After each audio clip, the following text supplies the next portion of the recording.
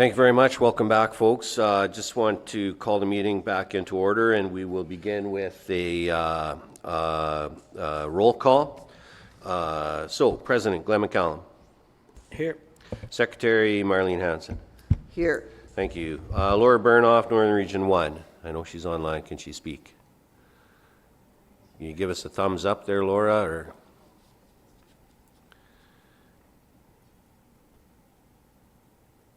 Yes. Thank you. Yes, I'm here. Present. Leonard Montgrand, he's on his way back. Brendan Morassi, Northern Region 3. Present. Thank you. Ryan Lee Carrier, Eastern Region 1. Present. Thank you. Darcy Lepowick, Eastern Region 2A. Here. Marg Friesen, Eastern Region 3. Here. Loretta King, Western Region 1. Hi. Billy Kennedy, Western Region 1A. Sharon Ann McLennan, Western Region 2. No. Beverly Fullerton, Western Region 2A. Tonche. Thank you. Wendy Gervais, Western Region 3. Rachel Heiser, Métis Youth President. Here. Thank you. Darlene Langen, President Métis Women. Thank you. We have quorum. And President McCallum wanted to address something real quick before we get back into finalizing this state of emergency motion. President McCallum. Anyway, very quickly here, for the northern people, especially in Pine House, I know there's some Facebook, again, chats in regards to my comments. You know, when we talk about the resolution that was passed just now, it's a very good indication in regards to your government understanding the situation that we're in as far as gangs, alcoholism, and drug abuse. We've been dealing with that in Pine House for many years. I was one of the people with my brother that started the Recovery Lake program because of the situation that we're in. The Fifth Estate shows very clearly, I would like to tell the people that are on Facebook in Pine House to watch the Fifth Estate, your own community, in regards to where we were. To be able to compare in regards to where we are today is night and day in regards to the success. And I know some of the council members here that are sitting have come to visit Pine House and see the results of what we've done within the last 30 years. It's night and day, but we cannot forget where we come from. We still have issues in our community in regards to how it affects us as individuals, families, and the list goes on. Economically speaking too. The leader of our community, Mike Nautomagan, has done a great job in economic development. The Recovery Lake program with the support of the province is doing very well. And we have so much going for us, the elders gathering, the harvesting camp, and our elders of the community and the members of our community that represent the organization having meetings, prevention meetings every Monday, preschool, daycare, childcare, wellness centers, CERM, RCMP, the school, and the elders meeting together. It's a beautiful thing to see. But the history of where we come from, based on residential school, foster home, 60s group, and I can go on and on, labeled us drinking capital of the North. And we can't hide from that fact. I am a product of that. I was part of that.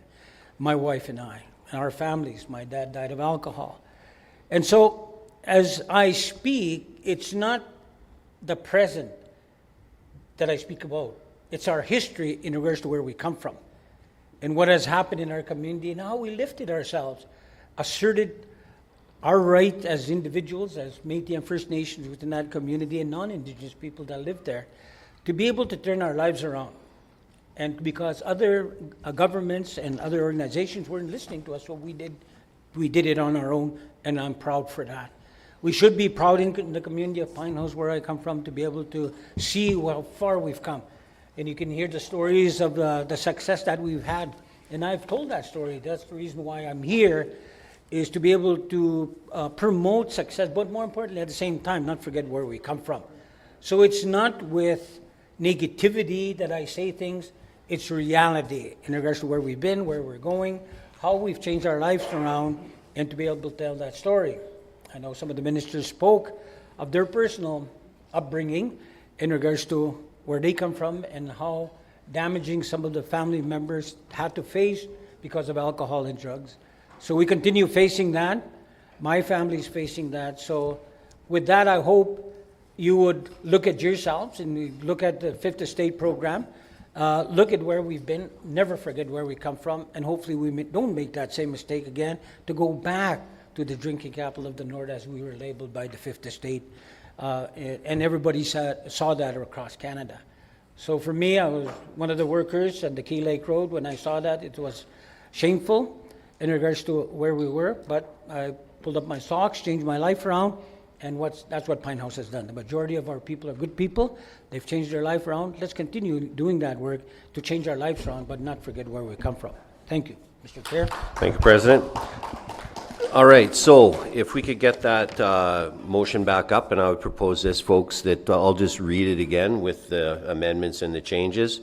And we've had a very thorough discussion, so it shouldn't, yes, Minister Morasti. I have a hard copy here of the new draft, and the fifth whereas needs to include Eastern Region 1 as well, please.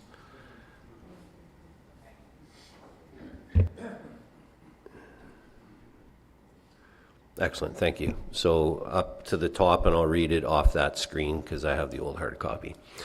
State of emergency on drugs, gangs, and violence across the Saskatchewan Métis homeland.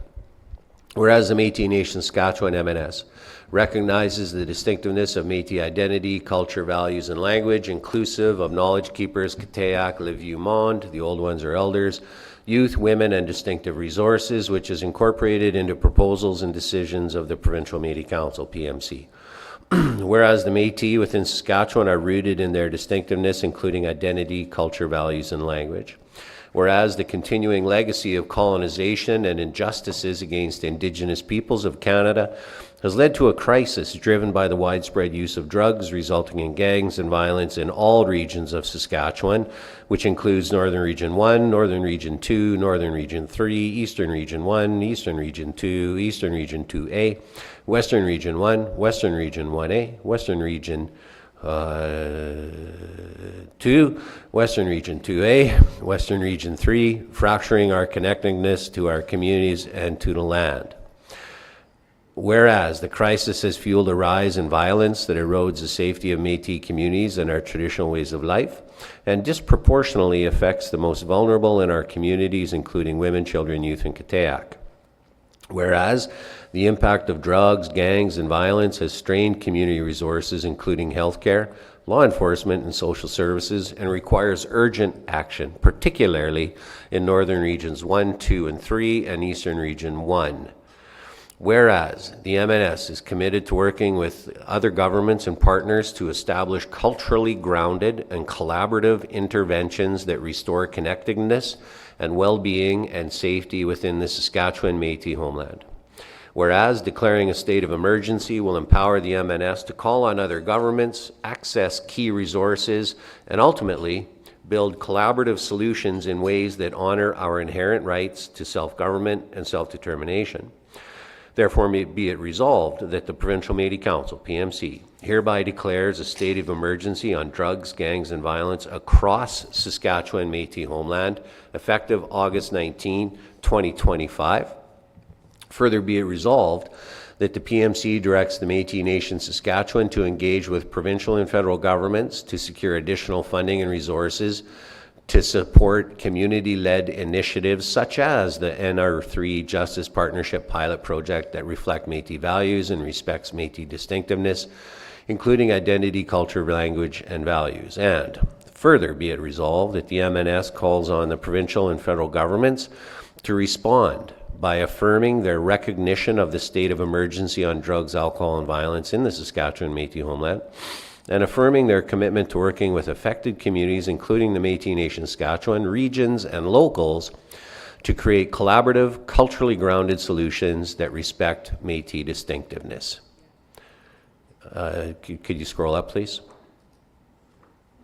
Dated August 19th, dated 19th day of August 2025, moved by Brendan Morasti, Northern Region 3, Minister Brendan Morasti, Northern Region 3, seconded by Minister Leonard Montgrand, Northern Region 2.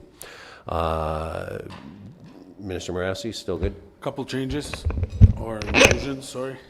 Again, the fifth whereas clause, where it says culturally grounded and collaborative interventions with wraparound services that restore connectedness, comma, purpose. Okay, stop. Just give them time to catch up. There's 10 of them.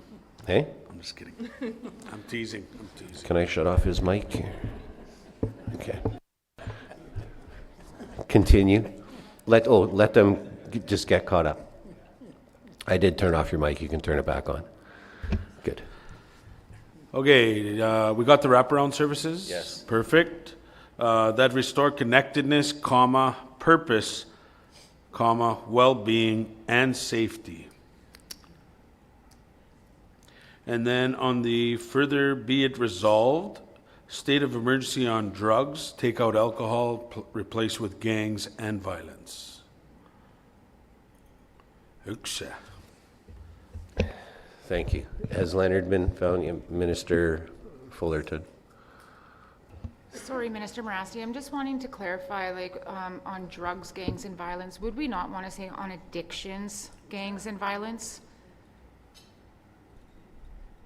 Because if we look at all the different definitions of what drugs are, we actually exclude some of the, whether it's prescription or alcohol or other forms of drugs that may be used. So I'm just wondering if addictions, and that's open to the council, I'm just wanting to make sure we're not leaving something out that we can't address.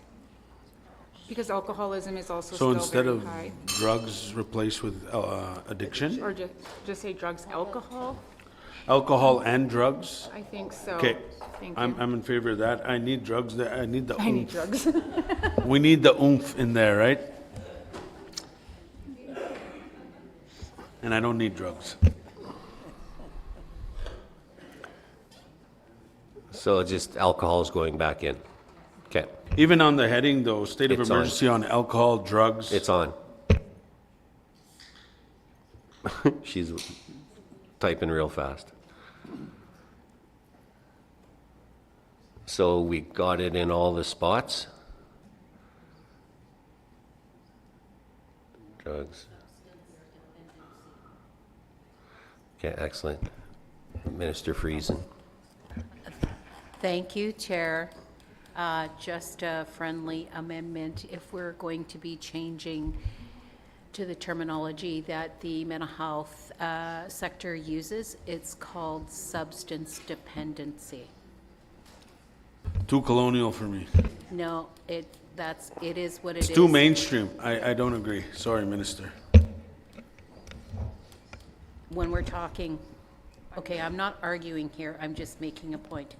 When we're talking about our partnership with the government of Saskatchewan, we have to be in concert with the terminology that we use, and it's substance dependency.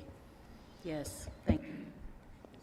Mr. Chair, Morassi. thank Yep. you. Maybe the government needs to be in context with us and who we are and the realities of what addiction is.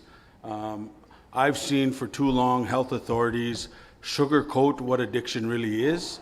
It is not a disease, it is a coping mechanism, it is avoidance, and I don't agree with it. It's a marketing tool for them, so I'm happy with what we got in front of us, and I appreciate the support.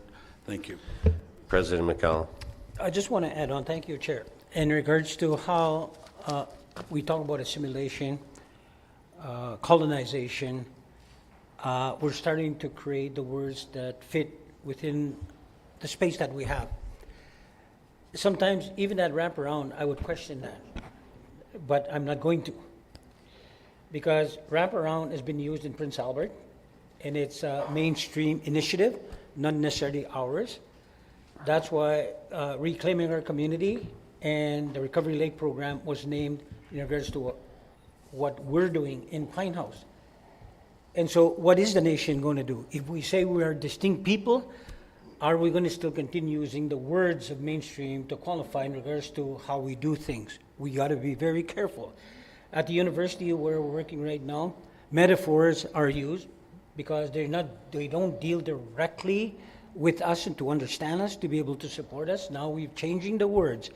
A risk is another one in regards to there's too much risk to be able to work with you. But the risk is they're in the risk of losing in regards to what research money can come in to be able to be supportive of the efforts that we make. So it's up to us to be able to use the right words and the words that we understand. When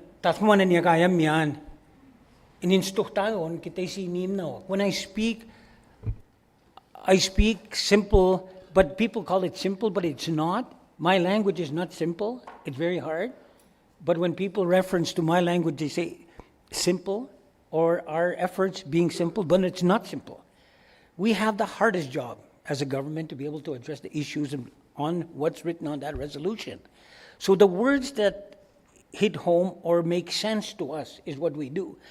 We're not fighting mainstream. What we're trying to do is break status quo in regards to having governments think outside the box to be able to give to a distinctive-based solution and programming. So the less that we use words that are commonly used within mainstream, we should avoid as much as we can and come up with our own words. So I agree with you, Minister Marasti. Leave it as is, and we'll go from there and continue learning to be able to teach ourselves in regards to what words we should use as we move on. Thank you very much, Mr. Chair. Thank you, Elder Norman. Yeah, I was just going to, we always talk about let's get grounded. And in the spirit of who we are as a people, we must take ownership of who we are as a people. And that's linguistically, culturally. And when we talk about, with the elders, we sit amongst ourselves as elders and we talk about Kayashmana long ago. Kimiosh, and it was good. Anoshewapakan, we say today is different. What does that mean when we're saying it's different? We have to define who ourselves culturally and linguistically in a distinction way, because government, I always use this term, the oppressor. The oppressor cannot make change for us. They're the oppressor. We have to do our own, from our own lenses, our own cultural lens, linguistic lens. We have to build something different because what's there hasn't worked. So we have to take ownership. And without that, we're not going to go anywhere because we're going to be riding on something else that's not ours. So let's look for our own. And it's not easy. It's a long journey. 95% of us speak English every day. We don't speak our own language. Think about that. And 90% of people out there, they try to assimilate and try to be part of society. And when you look at yourself in the mirror every day, you say, who am I? Well, let's look for who we are. And we got to move in a strong way, culturally and linguistically. Because when people make a comment and saying, speak white, and our own people are saying that, you got to think about that. That kind of hurts, because I was born and raised a Michif. I speak Michif every day. And when I speak English, this is really not my language, but I'm using it. And so we got to take ownership and build consistency on our distinction as who we are as a people, because otherwise we're mainstream people. We're not really that nation we talk about. So let's think hard and dream about it. And ask your elders. You need teachings. And so many times we sit on the sideline. Well, we're here to make that difference, to work with everybody in their communities. I was at a camp, language camp, 4th annual language camp put by MNS Comfy at Batoche. It was the best, well-grounded you can have. We lived our language. We ate wild meat. We ate fish. We interacted with little children from 1 year old to people that were 80-some years old, and we had a community in Batoche. So we have to build that community again. But with that,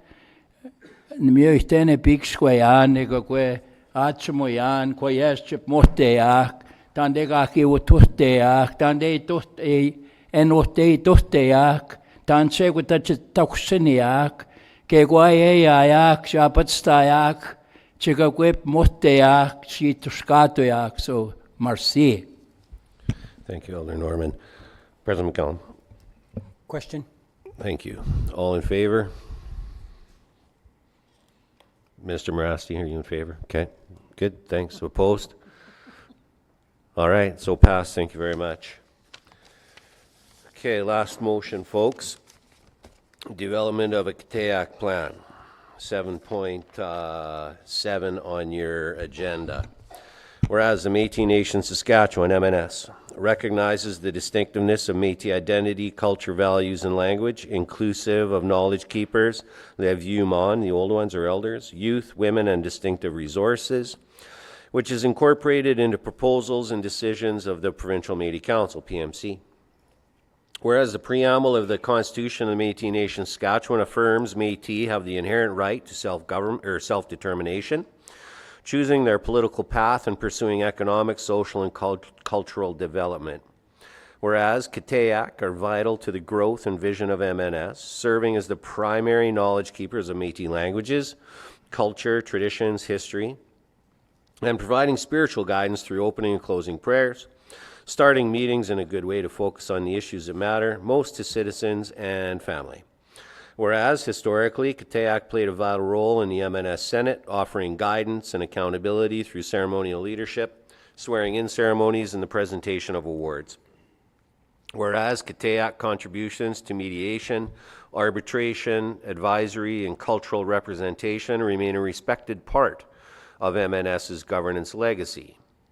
Whereas Métis Kitayak have been central to guiding community dispute resolution, drawing upon traditional laws, customs, and cultural protocols to uphold connectedness and fairness.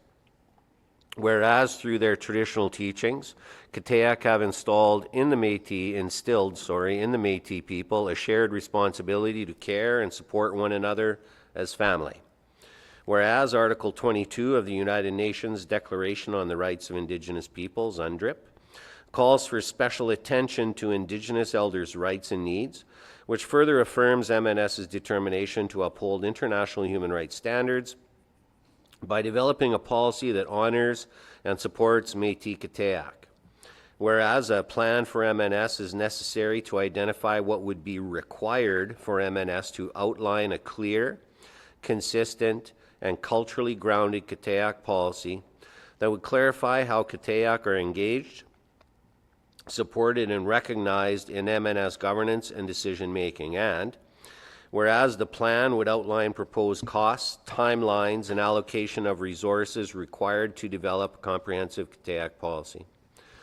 Therefore, be it resolved that the Provincial Meetis Council, PMC, directs the Métis Nation-Saskatchewan, MNS, to draft a plan that would outline the resources required and proposed approach to develop a comprehensive Kitayak policy that would clarify Kitayak's essential role within the MNS government, consistent with the MNS Constitution, and in a way that supports MNS's continued journey towards self-government.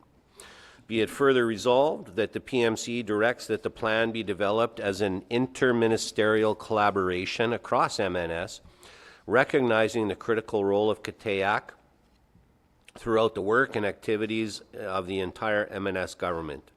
And be it further resolved that the draft plan be presented to the PMC for their review and approval at a future meeting anticipated to take no less than 1 year. Dated this 19th day of August 2025, moved by Minister Brendan Morasti, Northern Region 3, seconded by Minister Laura Burnoff, Northern Region 1. Minister Morasti, still so move. Still so move with one change. Thank you. Minister Burnoff, still so second.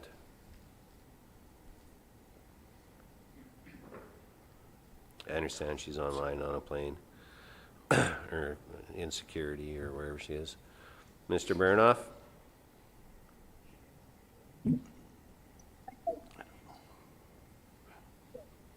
She just turned on there.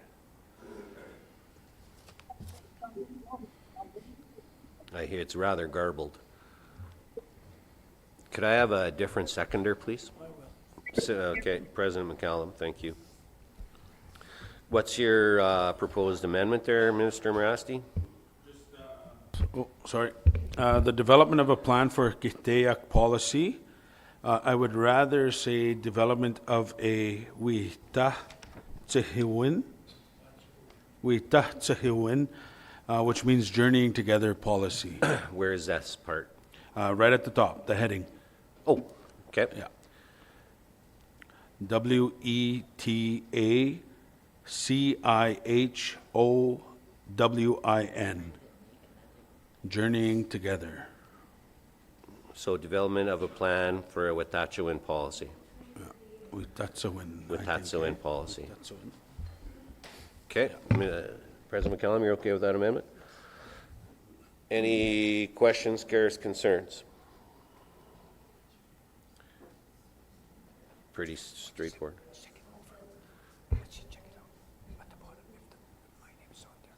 Okay, yeah. So they just changed Katayak to it, Kent, good. And then make sure President McCallum's listed as the seconder at the bottom. Pretty straightforward, folks. Any questions, scares, concerns, or do we just vote? Looks like we're just gonna vote. Oh, sorry, Secretary Hansen. So is this policy going to replace the Senate? Or because, or, what's that? To my knowledge, we have not had a Senate in the past at least 13 years. Yeah, yeah, so, I think that might be the wrong way to look at it. It's not gonna replace the Senate. The Senate has been kinda idle and it's just been kinda over here. This is a direct policy on elders in, underneath the MNS. So it's yet to be developed. This is blue sky. This is the start of the process. So it has nothing to do with replacing the Senate. yeah, because that's something that would have to be discussed anyway at the MNLA, because even though it's still there, is it not? It's been just dormant, like I haven't heard of the Senate well, like Rich is over. That'd be a constitutional thing. So What's that? he said No, there last Nora one, is, Nora's still here. yeah. Sorry, Matt has some information on this. Mark Just can I says. speak, though, when you said dormant? A lot of the constitutional issues or concerns have been dormant for a long time, but doesn't mean that they're not there or they're not real. They still are there and there still are laws. So I'm not, definitely not against moving and creating, adding, and I believe we need to make changes too, but I just feel that I don't want to replace something from our Constitution without giving the MNLA the opportunity to speak to it as presidents. And because this is important for our elders to be a part of who we are and listen to their wisdom and provide us and guide us. But I just would like to see that the MNLA have the opportunity to speak to it before we make any suggestions of almost feel like we're replacing. That's just my thoughts. Okay, thank you. Minister Morassi, did you? Yes, thank you, Mr. Chair, and thank you, Secretary, for your comments. The sole purpose of this is, as many of you know here and online, I did work for the government as a staffer for 8 years, off and on, but I was there. And I saw how elders were involved in our government, being included. And it was our president that put his foot down to include them, along with veterans or our Dumont Scouts. And he had the right intentions, the right vision, but we never really got to a place where we can acknowledge it or include it in our policies or our government, because we've been transitioning, we've been growing, and there's been pains, there's loopholes, there's gaps. We're fixing those, we're filling them. And part of introducing this is something I've seen for 8 years on the inside looking in, now on at this seat, is trying to fill those gaps. What purpose do our elders have? What role outside of prayer? Not that it's wrong. It is guiding us. It is giving us the good intention and spirit to start and meet and do governance. But we need to give them more purpose in our government, because they do lead us. They do guide us. They are the foundations of our families and our communities. So part of introducing this resolution is to fill those gaps, to do that work. And dormant is not a good word, but it is transitioning that our chair speaks to, and constitutional reform is part of that process when it comes to a Senate, because we only have 2 left, right? And that'd be Norma Cummings and Esther Mulholland. If I said that wrong, I'm sorry. But those are the 2 surviving senators we have left. But really, what is the purpose? So we need to define that, and this will help us get to that as we continue to transition and grow and build. And so I look forward to the elders coming together to do this work with our internal staff. Thank you. Thank you, Minister. President McCallum, then Minister Fullerton. Anyway, I believe that the word Senate should be removed from the resolution. It's not in. Reason being that we have been engaging with our elders. They will always been used as in prayer only. When I first started 8 years ago, when I became president, when I became president, I made it very clear that the elders and veterans should be recognized for their efforts and their histories and what they can contribute to our government. So in Batoche, the elders don't have to pay, and the veterans. And there was a backlash within our government in regards to how we did that, but we overcame that, and now it's a given that we treat our elders fairly and our veterans fairly. As we began to move forward, I remember very clearly in regards to having the elders walk in with me. I believe that was in Saskatoon Inn, I believe, or the Sheraton, that we walked in, and they sat. We always have an elder, man and woman, and then an elder to sit in, a veteran to sit in on our Provincial Metis Council. Even that wasn't looked down, frowned down upon, but we resolved it. We overcame. Going into in-camera sessions, our elders weren't allowed to come in. And I made it clear, said, as long as I'm here, you will come in with us. We cannot continue using you and pretend that you're part of our government and not be in the meetings that we really need you to guide us, to be able to give us the advice that we need. So it's not necessarily addressing the issue of Senate, it's actually addressing the issue of elders participating in our government. That's why I'm recommending that Senate be taken out. And elders, at the University of Saskatchewan, we now have elders that understand how to participate and now starting to be in meetings where policy is being discussed. But at the same time, bringing 5 elders that still know their language, it was the degrees as the elders that were getting involved with at the university have their degrees, they still speak their language, their traditions are very strong, but connected to our government in a way that can be beneficial to us on that distinction paper. I know the youth representative and I will be having conversations and working with the university to be able to put more rationale in regards to how we bring the parts together, but most importantly, to be able to have a voice and continue working and respecting our elders regarding distinction. So we'll be moving on that, and there's going to be a workshop tomorrow, and that'll be part of the discussion. Maybe you'll get more answers in regards to the presentation tomorrow. And so the actual elders that are going to be in that meeting tomorrow. I've asked them to come and sit with us. So for clarity, I believe that Senate should be taken out and specifically addressing the issue of elder recognition, elder involvement. As we begin to move on and constitutional reform will happen, maybe that's the time that the question of the Senate will be addressed. But in this resolution, we cannot water down this resolution. We have to be very focused and precise in regards to how we involve our elders. So I would recommend that to the mover. Thank you, Minister Mr. Chair. Marasti, are you comfortable with that? Yes, It's in the 4th whereas. I'm just seeing it now. I finally found it. So if you just remove played a vital role in offering. There you go. Yeah. Comfortable? Good. Next on the list is Minister Fullerton.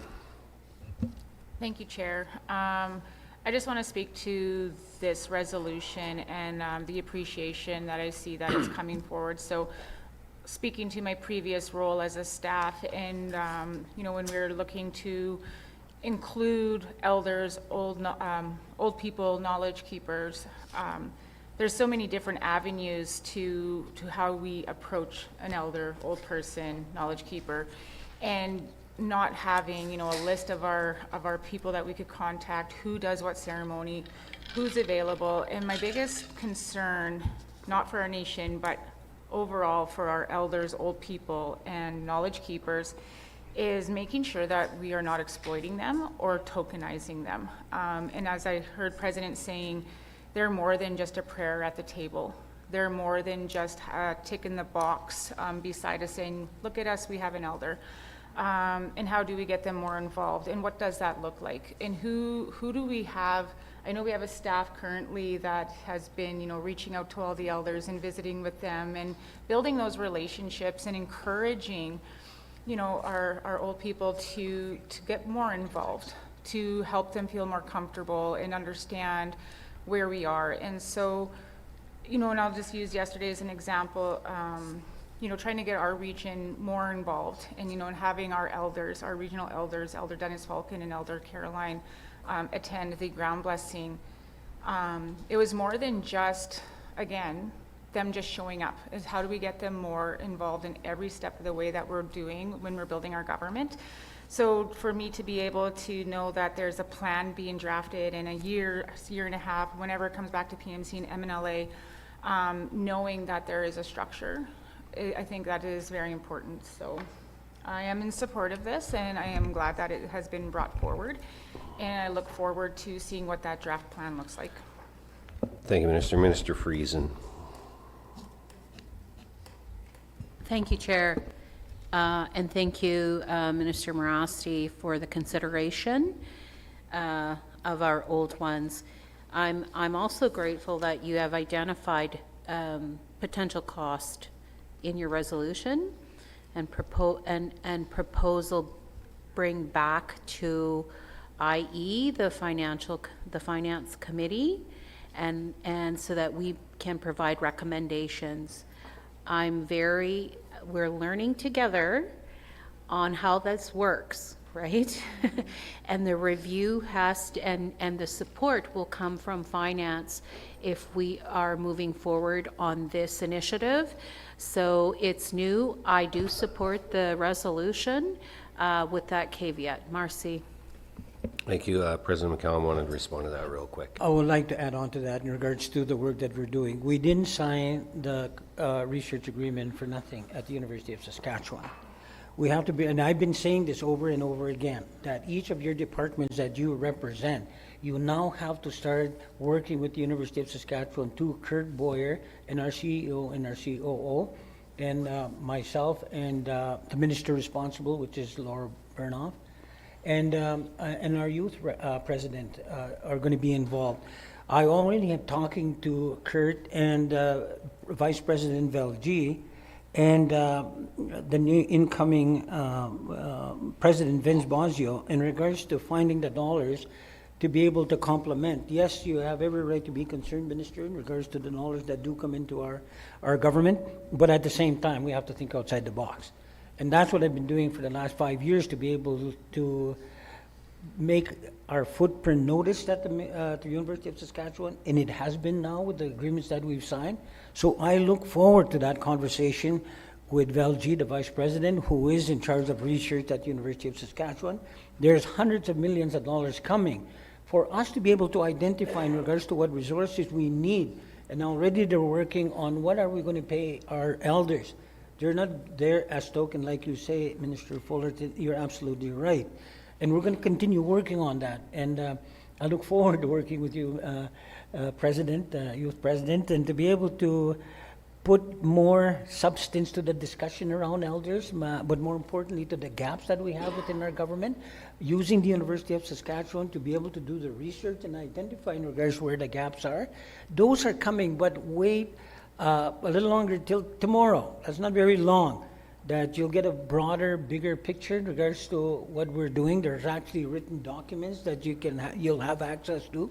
And so I look forward to that conversation, but rest assured that we're not only looking at the budget of the Métis Nation-Saskatchewan government, but looking at other avenues in regards to what resources can be available to this plan that we have. Thank you very much, Chair.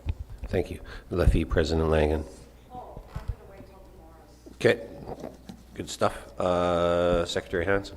So if we're waiting till tomorrow, is this going to be put on hold till tomorrow before we pass it here? This is not gonna, It wouldn't be a duly called PMC meeting tomorrow. This is just to agree to start the process with more information coming tomorrow. It's just starting the process. It's just directing the M&S to create this policy. the reason, I didn't have, yesterday when I was reviewing my binder, this wasn't in the binder. It was information to be forwarded. I find that something like this and the importance of us speaking about our elders and you know, if we're going to review something like this, I totally agree. I couldn't wait to turn 65 so I could call myself an elder. However, I understand it doesn't work that way, but being here and forever and knowing the importance of our Constitution and have had the experience of watching how we selected the elders over the past years without a lot of input from the regions, I just think that it's not that I'm not supporting it. For sure I'm supporting the elders and the youth, and all of us need to work together to move things forward. I just don't want to get lost with like we're saying, senators dormant. It's just like it doesn't matter. It breaks my heart to hear that we had senators alive and they weren't acknowledged. And that was in our Constitution. And we can't continue to leave things that are in our Constitution dormant when we really have to be living by that because it's our highest law. So it's not that I'm against this. I'm just worried about how we proceed forward without the input. I couldn't review this. I would have reviewed it yesterday. I would have had some discussion with some of the elders, some of the individuals that have had long time experience with the MNLAs, with the Constitution, on making sure that we do seamless process and that everybody is happy with moving forward on, because the elders are going to play a big part. And I heard President McCollum say we have elders with degrees, but we also have to remember we have elders with degrees that live on the land, that have the real education also, that chalk up to the same education. And not that I'm downplaying education, I'm just really wanting to look at a balance and making sure that we stay in line with the Constitution and we don't get ahead of ourselves on creating something and then pushing it onto the MNLA without them really being a part of it. Thank you. Thank you, Secretary. President McCallum. You know, it's been a long struggle. There was never a template for us to use to be able to use our elders. And I understand very clearly in regards to what you're saying as far as the education. I'm one of them. I am 70 years old. My identity, my culture, my values, and my language are very important to me. I understand how we've grown up, and I understand and how we were treated, and continue to experience that. That's why it's so close to my heart in regards to how I approach elders and the respect that I have with elders, for elders. This resolution, as removing the Senate from the resolution, doesn't mean we're disrespecting. It just means we have a plan to be able to move forward in a good way to deal with the elders that are involved with our government. The only reason that I said elders with degrees is because sometimes there has to be the balance between distinction and mainstream. How can we come to the middle to be able to utilize both in regards to what plans we develop and how we develop those plans? and actions that we take. So for me, this is very clear in regards to the respect that we have for elders and the involvement that we're going to have with elders. There is no confusion. We still have to have ongoing discussions in regards to the Senate. That's a side conversation. It has nothing to do with disrespect or disregard. But the reality is that we have been here 8 years, and we've actually worked towards involving the elders, and they can tell you themselves in regards to how much they're involved at the PMC table, at the assembly when they get to speak. And so they are involved. This resolution is very clear, and I support this resolution, and I call question. Thank you, Mr. Chair. Thank you. Question's been called. I had one last name on the list. I'll allow that. Thank you, Mr. Chair. And yes, just for clarity, this has nothing to do with the Senate or the Constitution. This is the development of a policy that has been astray for several years, but we've tried to implement, so now we solidify it in some sense with our elders of all backgrounds, of all walks of life, and we give them a definition of role, a sense of purpose and responsibility within our government. And if that intertwines with the Constitution and the Senate and their roles and responsibilities, then the MNLA will direct that. I look forward to that, but thank you, Mr. Chair. Thank you. Question was called, so we're going to the vote. He had called question. I had one last name on there. Just a real quick question. that Who would be your- decides on the elders? That'll be in the policy. Like, there's, okay? So it's a process to start. Yep. All right, folks, all in favor? Opposed? All right, so it passes. Thank you very much. Now we're going to go into a finance update, and we're going to start with Minister Marg Friesen, the Minister of Finance. Thank you, Chair. Financial update, what I can tell you is we're moving forward with the mandate of the ministry. We have reviewed internal financial policies according to our practices, and we have not only reviewed, but we've asked for external review of our internal financial policies and that they're in alignment with our common practices within the Ministry of Finance and within our mandate to do so. We have, resolved some gaps in our financial policies, which, I'm happy to inform you that we are moving along, ensuring that we are maintaining transparency and accountability, particularly to our legislatures and our citizens. And also happy to tell you that this is the first year that we've ever done an annual report in finance. So it was a request by the Legislative Assembly a year ago, and we've delivered on that. You can find that annual report in its entirety online, and also we have extracted excerpts from that annual report to ensure that there is clarity in where the funds are concentrated, the budget, the expenditures.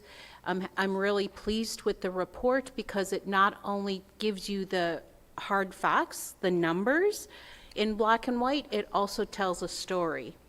The annual report tells a story of what we've accomplished as a government and how many people have accessed programs and services that we have delivered to our citizens, and how many citizens are actually interacting and accessing those services and those programs. So very pleased that we're able to get the funds out in a timely fashion, and a number of locals who are participating at the grassroots level, accessing grant funding, such as the Community Enhancement Grant, Wellness Through Our Lands, and so on. We've seen a shift in collaboration among communities, particularly neighboring regions, and I'm just going to use my own region as an example, collaborating with Eastern Region 2A with Minister Lepweck's region. We've talked a number of times on how we can work together on similar initiatives. And I've had the conversations also with our northern relations and colleagues, i.e. Minister Morasti. We've talked about how we can participate and work collaboratively from in the north to the south. So it's a matter of continuing to have those conversations.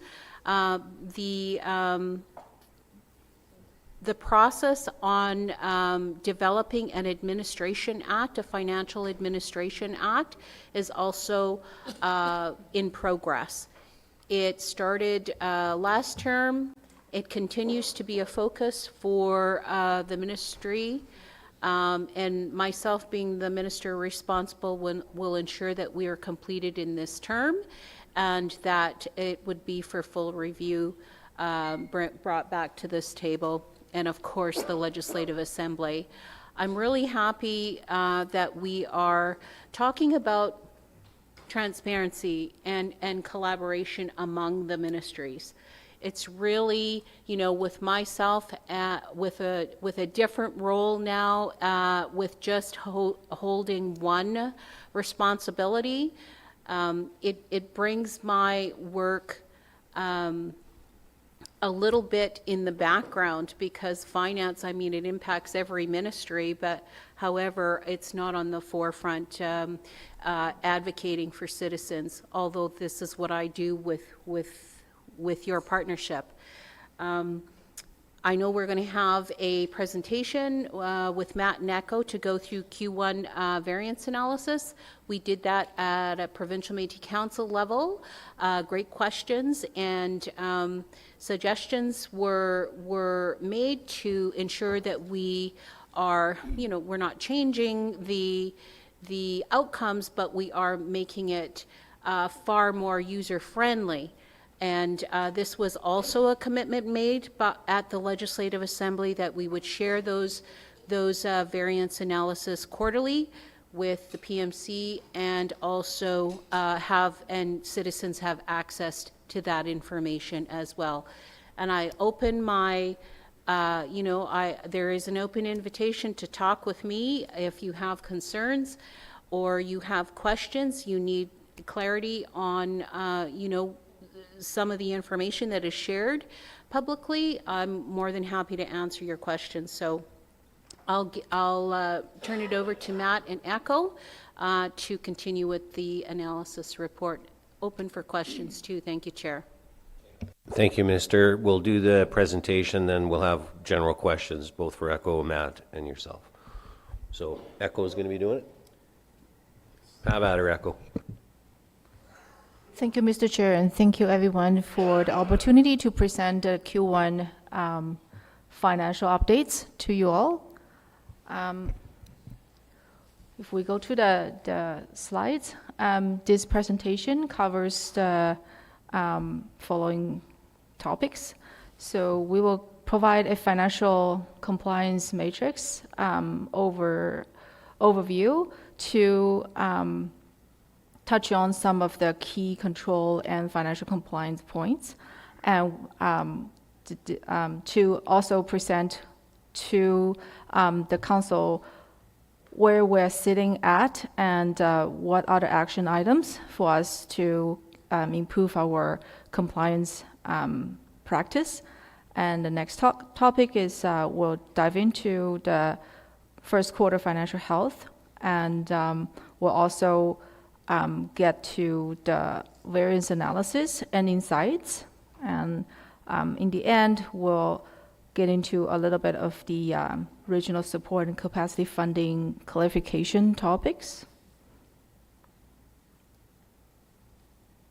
We can move on to the next slide. So this compliance matrix is covering the key compliance areas with regards to the governance and operations our federal required and provincial required taxes and remittance status, grant funding agreement reporting, financial transparency, and internal controls and audits. Within each area, we are looking at what are the regulations and policies that we are comparing our practice and day-to-day activities against to, and will provide a evaluation or a determination of what the status is. And if there is any changes during the reporting period, we'll highlight that. And if there is any actions required, it will be discussed in the action required column. So for the first quarter, our governance and operations area is compliant, and we will continue to monitor our policy compliance and our bylaw and constitution compliance. For the federal, provincial taxes and other required or mandatory remittance, we are currently compliant, but it requires constant and continuous monitoring. We filed our prior fiscal year's GST return in June, and our payroll is managed by ADP, so the remittance process is taken care of by ADP. We're always on time, and WCB remittance for the first quarter, or the installment for the first quarter, was made in May, and new PMC information updated after the election was done and submitted with the Information Services Corp. The ongoing actions for the next quarter and later of the year into the future is that we need to file our annual return with Information Services Corp. And we also should submit our audited financial statements as soon as possible for 2023-24 fiscal year. And once completed the audit for 24-25, we should approve the audit and then submit it to Information Services Corp and our federal funders as soon as possible. And our WCB premium installment is coming due in September again.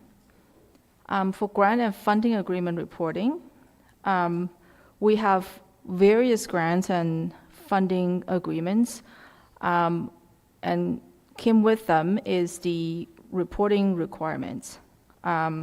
We are following the public sector accounting standard for non-for-profit in our accounting practices. And right now, our accounting standard compliance is good, is compliant. However, due to some of the reasons that our last year's audited financial statements right now is still pending approval by the MNLA, and some of the sub-funding agreement or funder required reportings is still outstanding. So finance is working tirelessly with all the departments to complete all of those reports and fulfill our reporting requirements as we go. The action required is that we complete our audit and also complete all of those funding agreement reports for the funders as soon as possible. And also we need to train our staff on understanding what the funding agreements limitations are, mandates are, and to help them properly find the right allocation methods and projects to code their transactions. In the financial transparency area, the main evaluation matrix is the audited financial statements. As mentioned before, MNP is working tirelessly with us to complete the financial statement audit, and we are aiming to complete this audit and have our statements and note disclosures ready for the council and MNLA's review as soon as possible.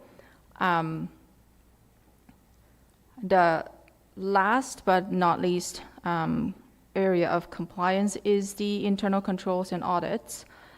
This area is the key of all of our day-to-day financial accounting management, and we are always looking at our internal controls.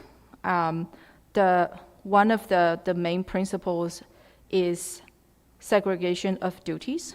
This means that no one can initiate a payment request and complete a payment itself by him or herself. So it always requires second set of eyes to review and approve. And sometimes it's not just a second set of eyes, it's multiple set of eyes. During those very rigorous reviewing and approving process, we can also improve the risk of fraud and any of the illegal, unethical practices. Also, we are always tirelessly watching for any kind of fraud threats, and we're looking at implementing different methods to prevent fraud and strengthen our internal control. And currently, our status is compliant. We're planning to continue to finish our final edits of various financial policies. And during the first quarter, we updated the employee vendor banking information update request forms. That will strengthen the process of reviewing and reviewing the request and then preventing any of the fraud attempts to take advantage or find opportunities to change banking info through payroll process, and also the payment process for the vendors. The ongoing efforts or the next few quarters' main focus is training staff on leveraging technologies to strengthen internal controls and improving efficiency, and we'll also adjust the funders' request on funding level reporting. We can move to the next slide. So on this slide, we'll review our financial positions, especially cash positions, and also look at how we are with our working capital and where we're sitting, and how we can leverage our favorable cash position to enhance our overall program delivery and the government's service. So as of June 30th, our cash balance is over $177 million. Our overall all-inclusive AP balance is $1.2 million.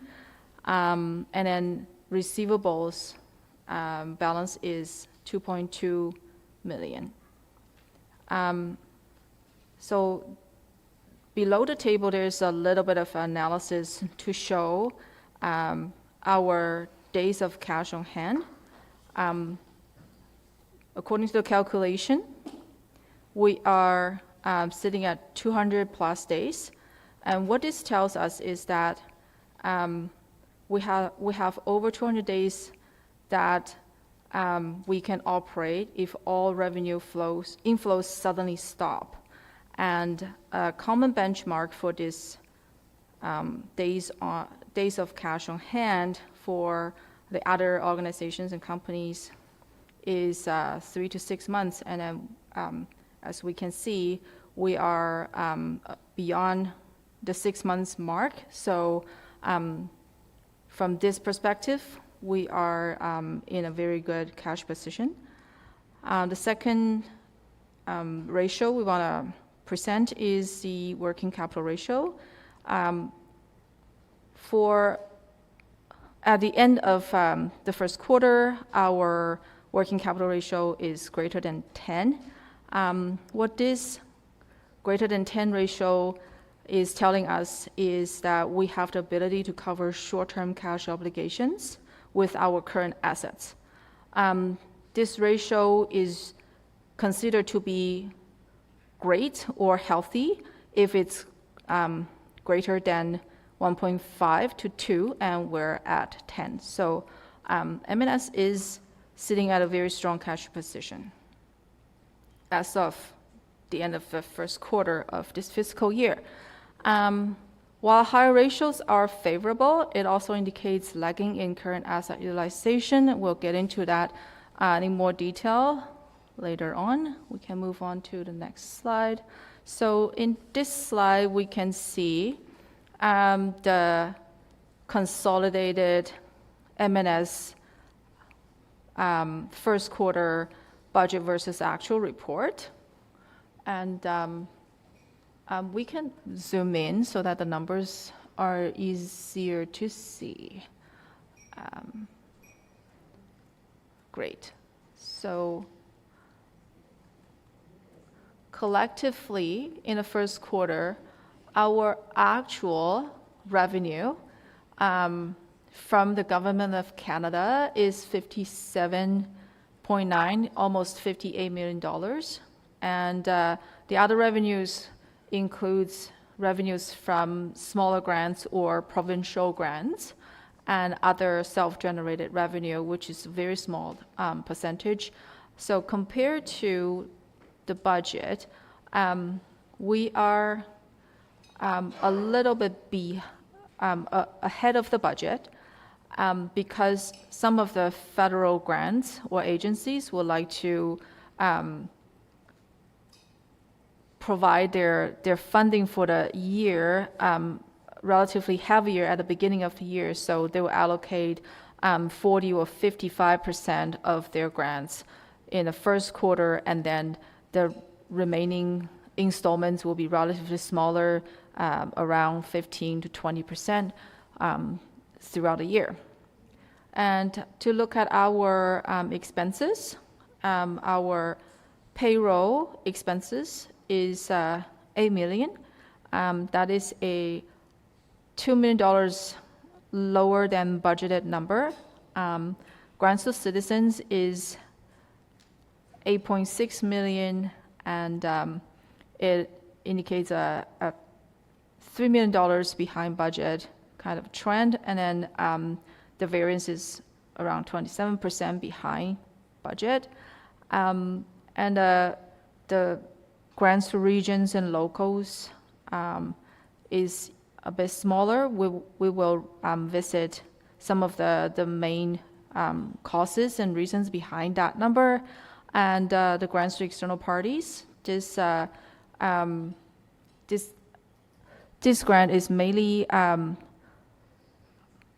comprised of the grants to GDI, which is an annual $25 million or $24 million grant, and it is always payable during the first quarter of the year. So we have essentially used up the budget for the year, and then the $27 million is instead of prorated to a quarter of a year, it is showing more than 75% of the year, so that we don't show a very large variance here.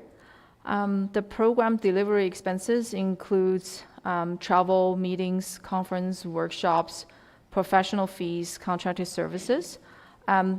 This category has a $12.7 million budget, but in the first quarter, we only spent roughly around $3.3 million.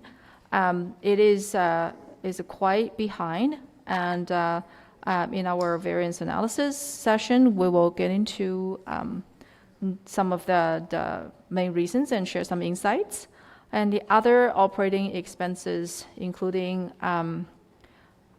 supplies, office supplies, rent, occupancy, other occupancy and maintenance costs.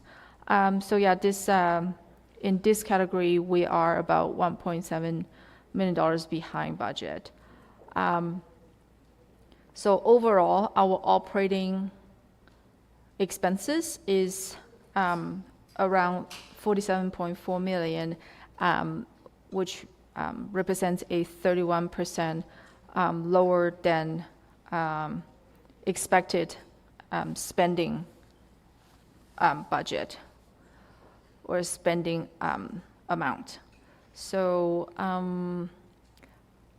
at the end of the first quarter, we reported a $62.8 million of surplus, much higher than what we expected.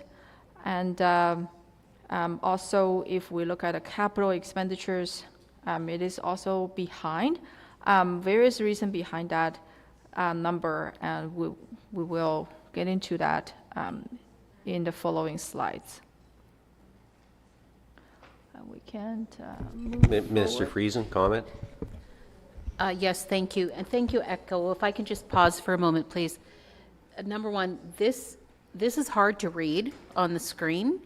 And I've asked our team to upload this to the binders so that you have access to it so that you can read it. Because myself, I can't read it from here.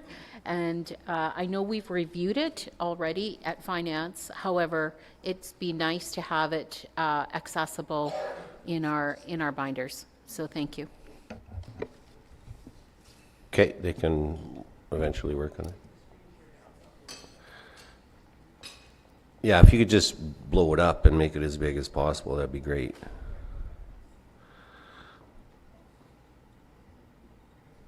It's a bit better, yeah. And then just, yeah, another.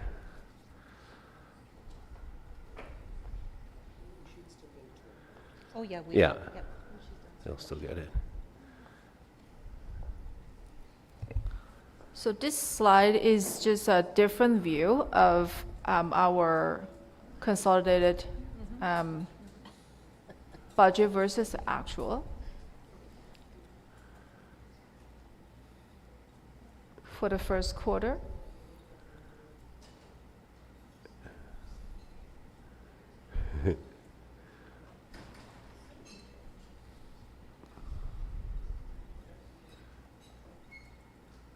There we go. Okay. And instead of just looking at spending categories, this slide is looking at our budget versus actual numbers for each ministry or which of our special or distinct activities, events, and areas. So the budget is the first column of is in the first column of the report, second column of the report, and then actual is on the right hand side to the budget, and then the variance is next to the actual expense amount, and we provided a column of the percentage of spent on the most right hand side column. And we can see that most of the ministries and areas had reported quite a bit of lagging in spending, and we would like to share some of the insights and some of the root causes with everyone. If we move into the next slide.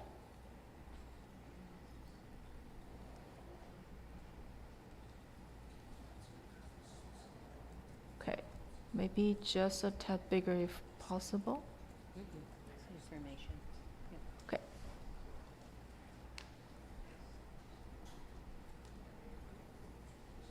Right. So I will read the text because it's a little hard to see.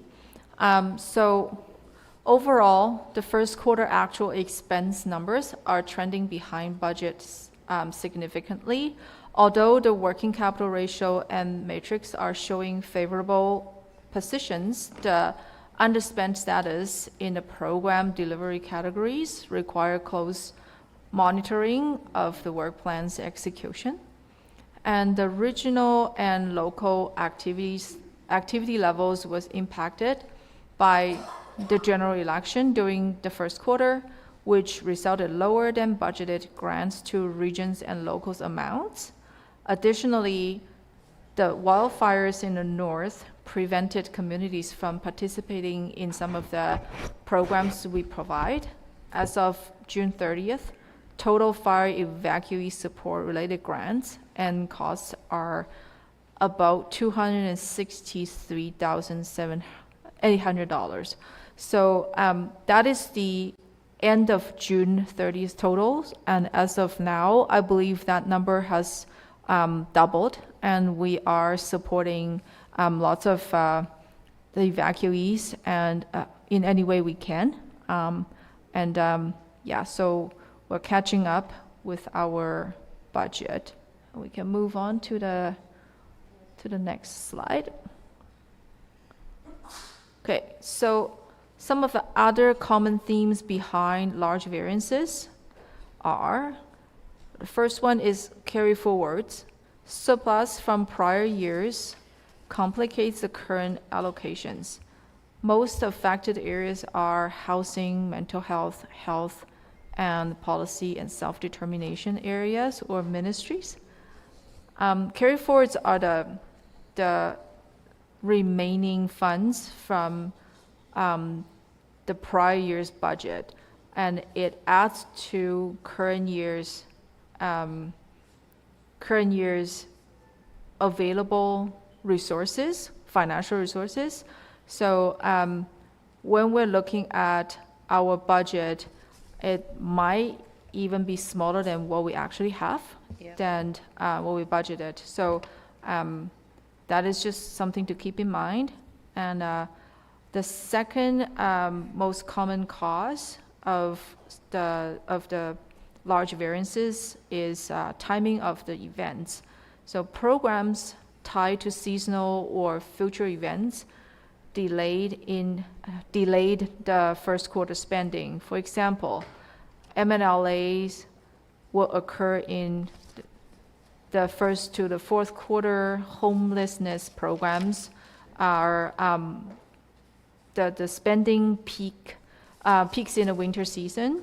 MAFAMI and many other departments and programs have conferences and travel plans in the third and fourth quarter. And another theme or cause of the variance is the planning and procurement challenge.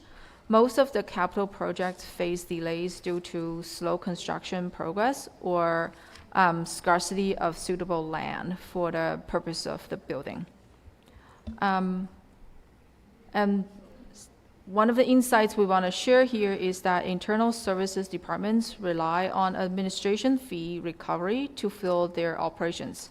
Other initiatives and projects such as elections, back to Batage, and many others also rely on admin fee recovery. While the grant-funded ministries and departments continue to fall behind budget, it will negatively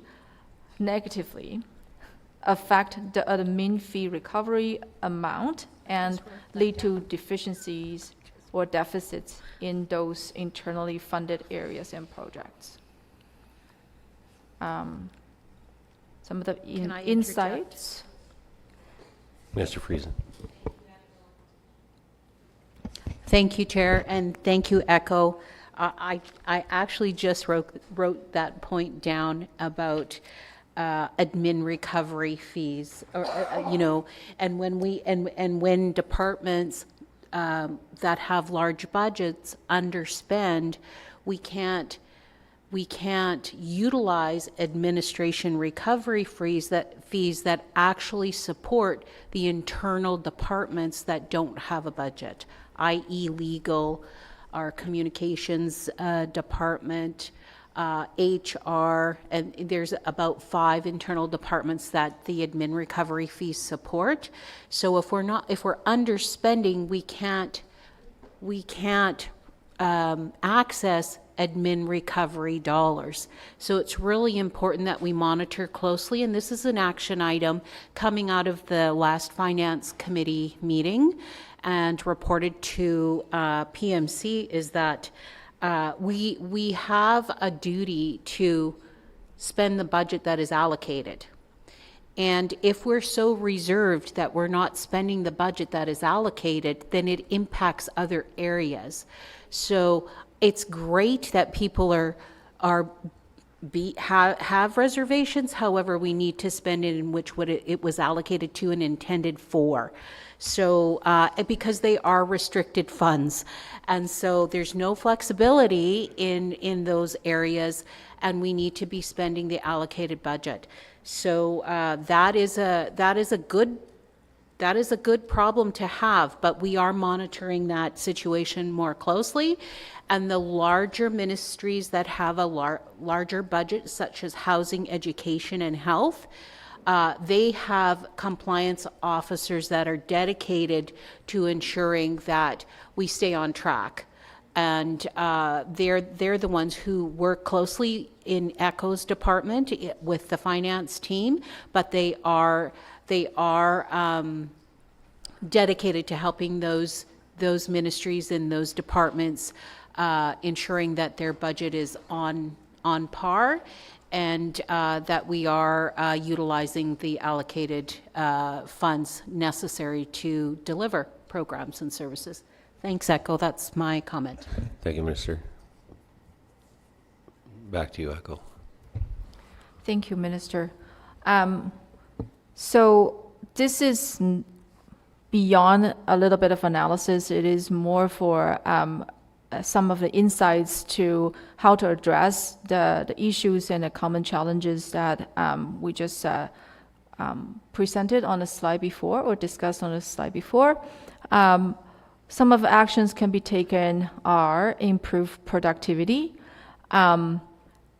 also to close monitoring our work plans and make necessary changes to stay on track. We also can and should improve awareness of various grants to the citizens and locals, as well as streamlined application and reporting process. And lastly, but most importantly, is that we need to be thoughtful in budget utilization. This echoes the points that Minister Friesen just made. This requires that expenses for grant-funded departments and progresses are being diligent to make sure that they charge their expenditures directly back to their budget. As well, grants nearing their end dates should be prioritized to ensure timely utilization and prevent unfavorable surplus. Okay, so let's move on to the next section. So in this session, we just want to provide some clarifications on the regional capacity fundings, how to apply for the funding and how much the funding is, although it is not stated on this slide, but I can definitely share that information and how often this funding is provided. I'll also share that too.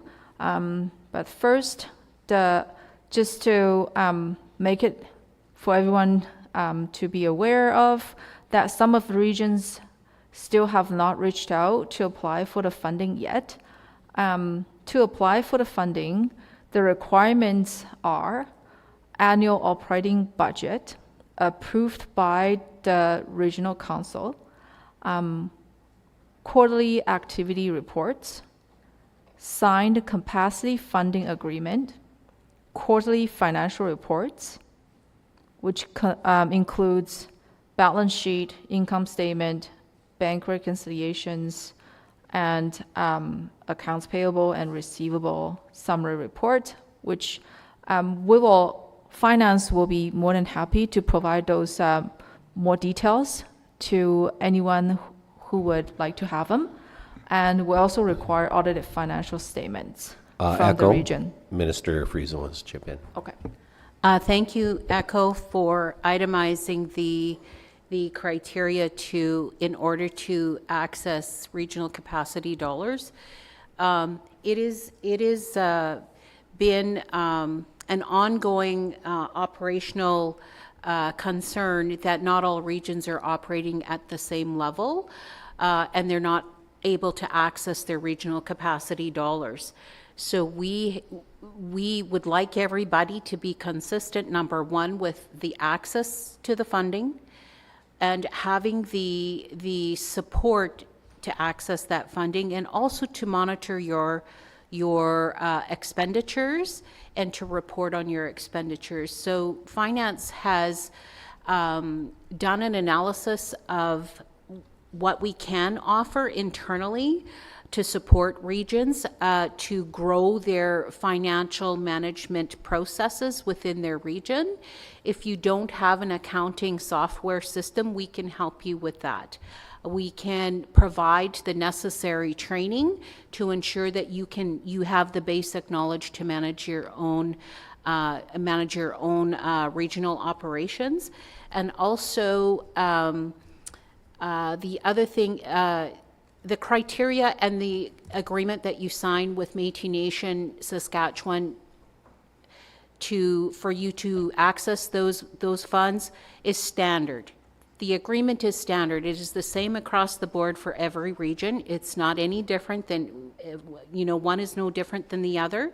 We have 12 regions, 12 contribution agreements or contracts that you must comply there, as ECHO has indicated, and we would like to help you with that. So don't feel like you're on an island by yourself. And there are some exceptional circumstances that we need to consider. So we're not all painting all the regions with the same brush, but we want you to have access to the same tools and resources that some of us have. And we want you to be able to feel confident about asking for that support. So we're offering that support and I want to thank ECHO for ensuring that, regions, when they are requesting support, that we're able to provide it to them. So that's on, that is a reach out from the Ministry of Finance and the department. So thank you. Thank you. We were going to save questions to the end, but what's this? You got It's a about a question? mess. Oh, So as the newly elected regional representative for NR3, I walked into a mess. There was 2 years of financial discrepancies, no completed audit, no financial statements, no proper transition process between the former and the presently elected. I understand there's policies in place for regions to receive their capacity, and that includes a regional council meeting followed up with a draft budget and motion authorizing the release of those funds. Coming to realization that NR3 hadn't had a quorum for a regional council meeting in over a year, but yet funds were still released. So, and then again, there's the special circumstances, which I appreciate. And I do say thank you to ECHO and her team for supporting Sheena, our regional liaison officer, in supporting us in this transition and clearing up the mess. But I do suggest that we provide a compliance officer for NR3, number one. I don't want to use that C word. It's such an ugly word, Minister. But it's up there. I would like to see something, a step-by-step instruction for the transition of regional offices, because Minister Fullerton and I have had lengthy convos on this stuff, but that transition has to be a lot smoother.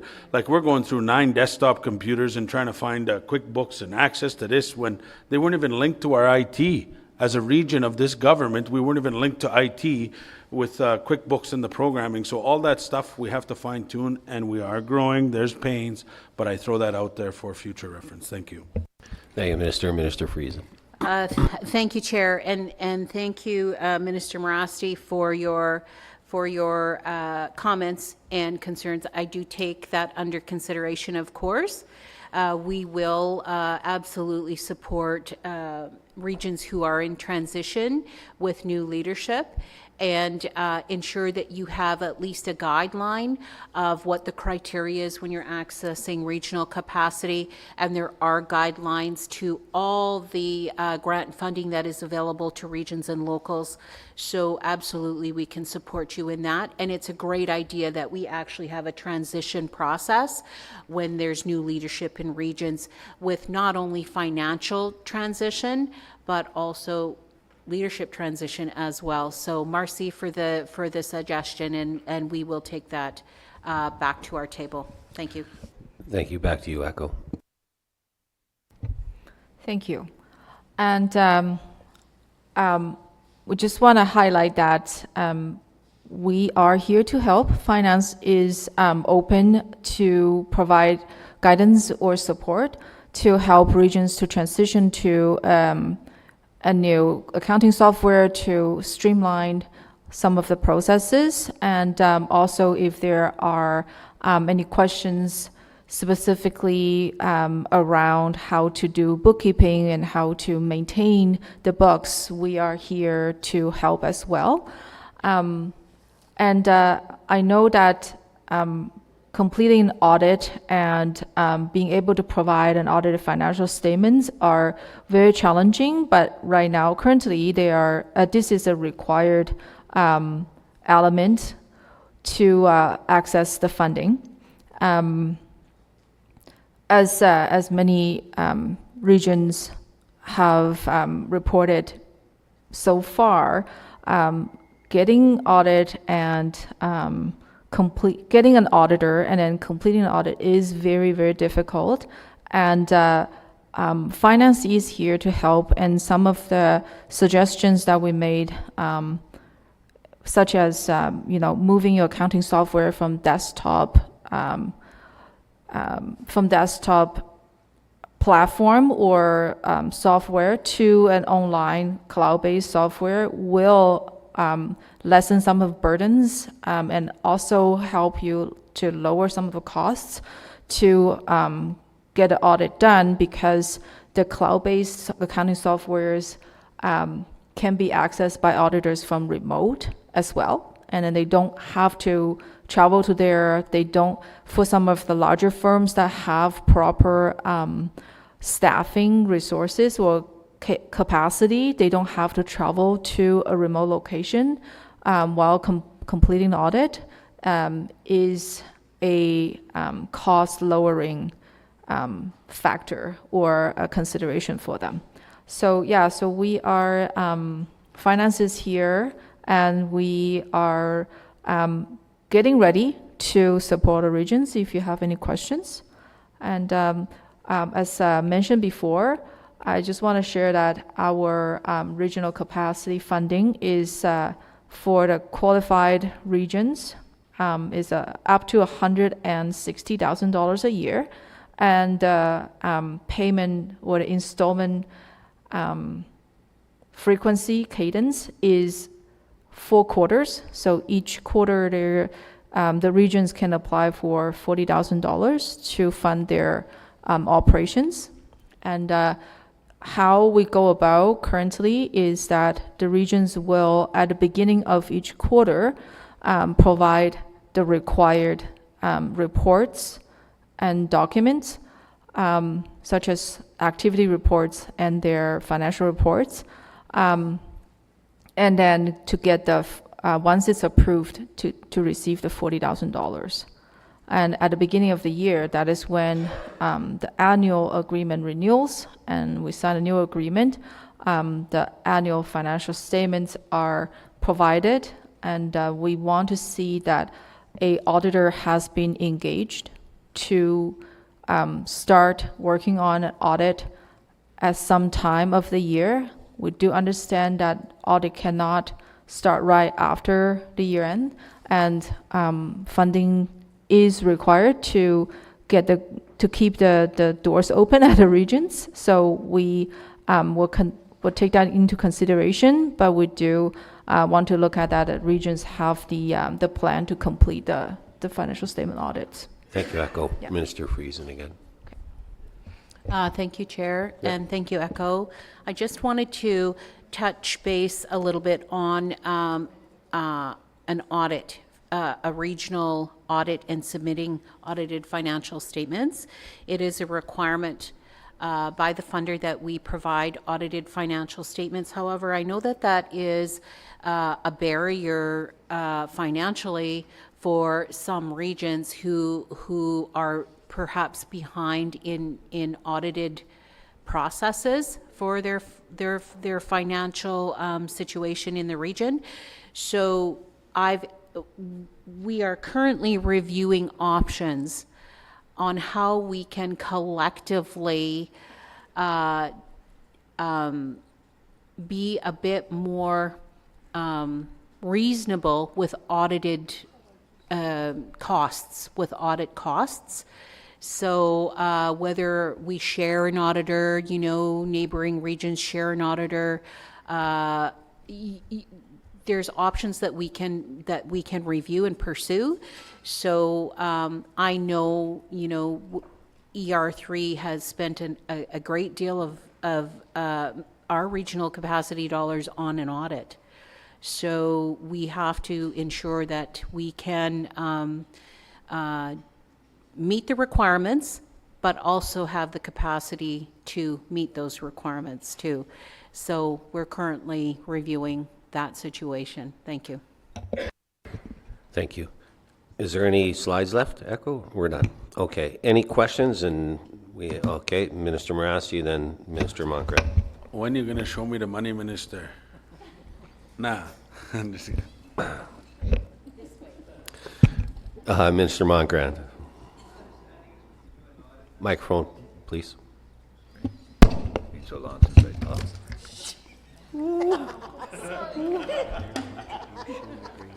Super helpful. All right. Okay, well, I don't have to shower tonight. Yeah, thanks. Here you go. So on the audit piece, they've changed the program, the provincial government, right? They've allowed you to, if you're under 500,000, you don't have to apply for a full audit. You can do an audit with them. That's acceptable. So go ahead and answer this, me and you. Thank you, Minister, for the question. I'm just going to reiterate your question so that I understand what your question is. Yep. That the province of Saskatchewan has changed their criteria for providing an audited financial statement. They've increased the number. They've increased the number. Correct. I'm going to defer that to Echo. She'd be more appropriate to answer. Thank you.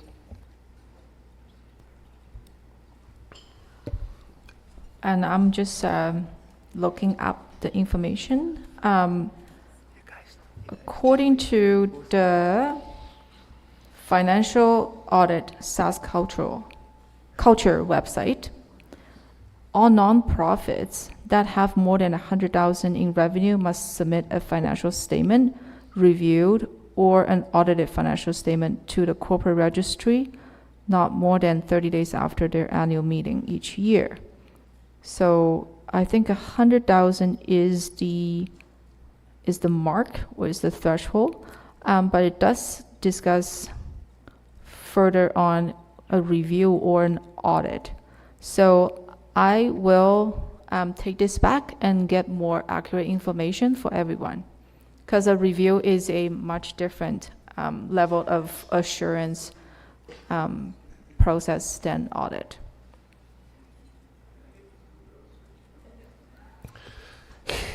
You want some protection there, whether it's surrounded by trouble. All right, folks, is there any other questions for Echo or Minister Friesen? Secretary Hansen. I do agree that we definitely have to have a transition process for all levels, even the president at the local levels, because they're, like we said, audits that have to be done, and we have to make sure that the individuals that are coming on have a good idea of what they're taking on. My experience, I've just moved out of that role, so I was grateful that I had that opportunity to do so. I'm going to go back to the locals again in regards to capacity dollars and how do we work with the regions for, I listened to Minister Marasti talking about, his region, but, we get a lot of information off Facebook, and a lot of individuals are mentioning local did this, local did that. So I think it's really important that we do support the locals on setting up a really solid financial system so they can feel comfortable in making good decisions when moving forward. I have a couple questions in regards to, are there contribution agreements for the capacity funding which would address the terms and conditions? The terms and conditions of what? Of the funding for the capacity dollars. When we apply for them, like, go ahead. Okay, Richard, yep. So we have currently what we call like A-base. So there are governance dollars that we receive as a government. There is no capacity dollars. So essentially the vast majority of our budget are allocated to defined programs such as early learning and childcare, post-sec, housing, things of that nature. The money that we receive that is unencumbered that we could use for, our governance dollars, for locals, for staff, like for all those things, where we have the flexibility, is approximately $12 million. But there are terms and conditions within those that we do have to follow, like all of our funding agreements. And so all of that is outlined within the funding agreement itself. Thank you. I have one more question. Who did the external review of the internal finance policy? That would have been M&P. M&P? Thank you. That's it for me. Thank you. Thank you, Secretary. And that is 2:45. Did you have a question? No? So 15-minute break, folks. We're right on time for that break, but we're one full topic behind. So we're going to take a 15-minute break, and we're talking 3 o'clock at your chairs, back at her, because we have to have a presentation on the registry audit report from Deb Donaldson, our registrar, and then we have to go in camera after that. So please, I beg of you, 3 o'clock back at your desk. Thank you.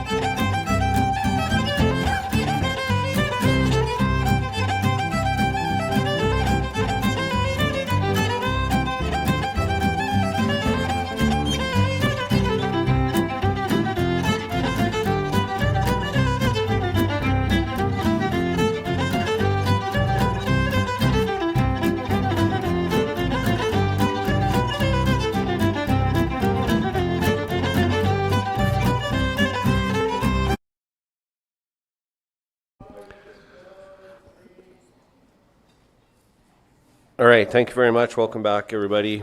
Now we're going to get a presentation from Cassidy Yockey of KPMG on the audit, registry audit report. So I'm just going to hand it right over to Cassidy. It's all yours. Perfect, thank you. And I'll just test, can folks hear me okay in the room? Yeah? A little closer? Oh, goodness. Okay, is that better? Okay, perfect. Alrighty, so what I have here is our report on the registry process review that was completed. And I'm just gonna test that this works for us. Beautiful. So what we have in the front of this report here, you'll notice, is our acknowledgement. We did have team members that were a part of this review from across Canada. We had a team member join us from BC. We had 2 team members in Saskatoon, myself and another wonderful young girl, Madison, and then we had the partner who was in Regina. So this was our acknowledgement to the multiple territories and areas that our team came across. In today's report and for your presentation, we're going to focus on a little bit of the background, the executive summary. We'll highlight some of the procedures and findings, but we won't cover the appendices in any great detail unless there are specific questions for them, just to stay within the time limits today. So diving into our background, essentially what this slide says and what we covered was that we reviewed the CSA standards, which are about the Métis Nation registry operations. We also reviewed your constitution and other policies that were related. The other resolutions we reviewed were those approved by the MNLA about the coming home resolution or the out of province citizenship. And the focus of our report and what we did here was to review the control structure related to citizen application and approval, both under the coming home, and we also compared that to the regular process as kind of a control sample.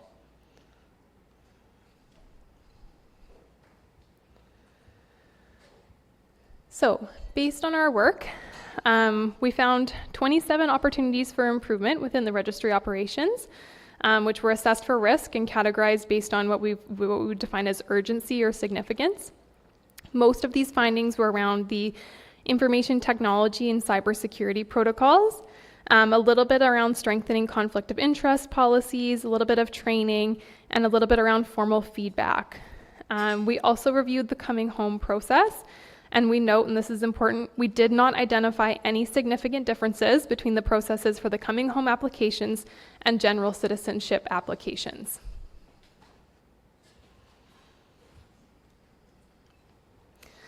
The summary of our testing here under general applications, we found that 100% of the samples that we tested were compliant with the controls that were identified in both the coming home and the general applications.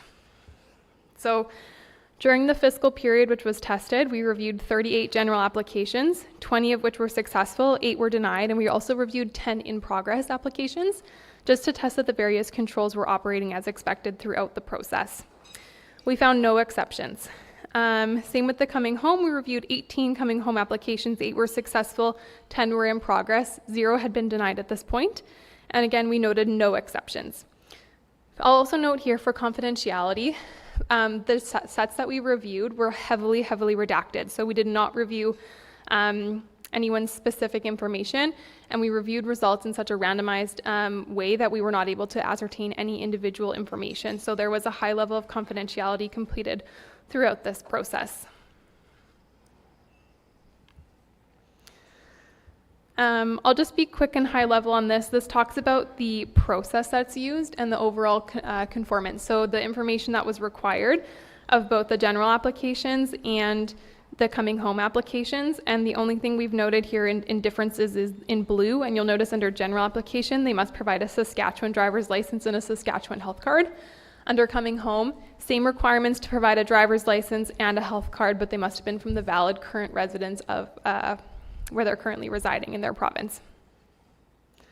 All other requirements were identical.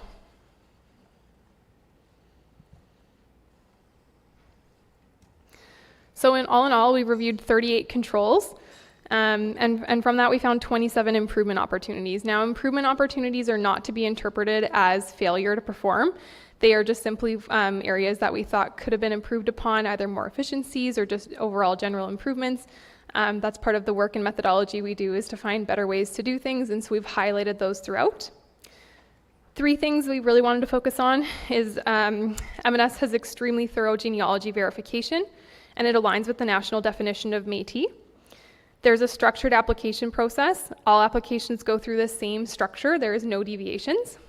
And there's high quality control in card printing. So the process we oversaw for card printing was extremely meticulous and had lots of oversight.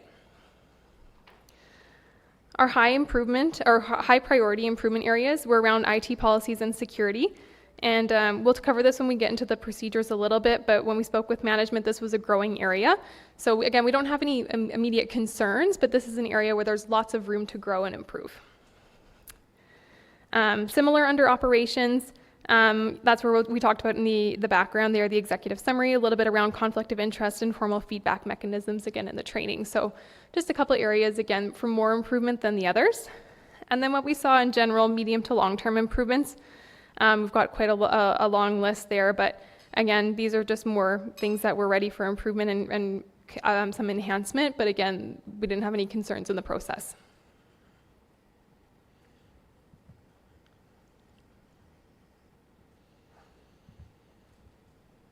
So this next section covers the procedures that we performed as part of our review. So we looked at the designs of the controls. This is a typical kind of internal audit methodology. So we looked at design of controls to assess if the controls themselves would have worked or should have worked under normal circumstances. So we did this first, and then we go ahead and test the effectiveness. So if we deemed that those controls would have worked, then we were able to test them. And that's the scoring that you saw at the front where we said there was 100%. So the design of the controls were effective, and then the effectiveness of the controls were also effective. So it's kind of a double check there.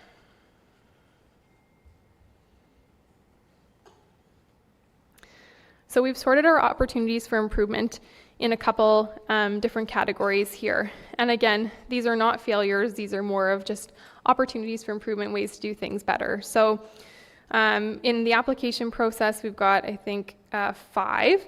And the first one we've ranked as fair and equitable processing of applications.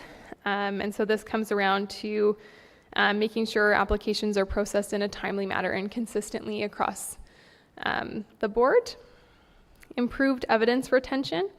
So creating a little bit more standard operating procedures and making sure these things are documented and stored. A little bit more around strict standardized database notes. So when we saw the files themselves, the notes deviated, and just improving that overall would help, especially through turnover within staff, or again, because we've got some long wait times for folks, just making sure that their file can be picked up from one person to the next. Again, establishing and tracking data entry timelines. So again, around that application timeline itself and seeing some improvement there. Improved clarification of roles and responsibilities. So making sure that each team member is aware of where their job starts and stops within the process. And then again, just processing times. We would just like to see more regular monitoring around the workflow to see where processing gaps are happening. What we most observed was around documentation gaps, so applicants themselves submitting incomplete applications or being unable to provide all of the required pieces of the application within their first submission or upon multiple contacts. So sometimes the applications themselves are sitting at no fault of the registry department, but upon the applicant. So just something else we noted.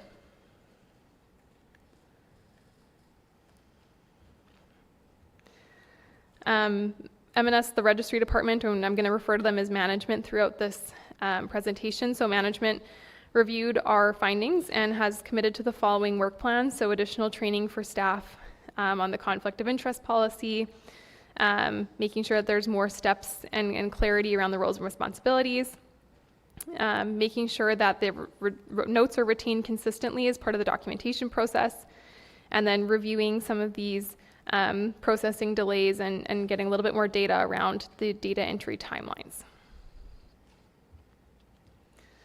The one thing we did note around processing delays that I'll also highlight here is that there were challenges in staffing retention in the registry department, and a lot of it had to do with what was anecdotally offered around around wages. So the staffing is not competitive in the registry department, leading to a lot of turnaround and turnover, which can contribute to some of those delays. Again, an applicant perhaps is working with one agent or officer at the front, and that person is no longer there by the time they're ready to submit their documents, which can just cause some of these delays and bottlenecks.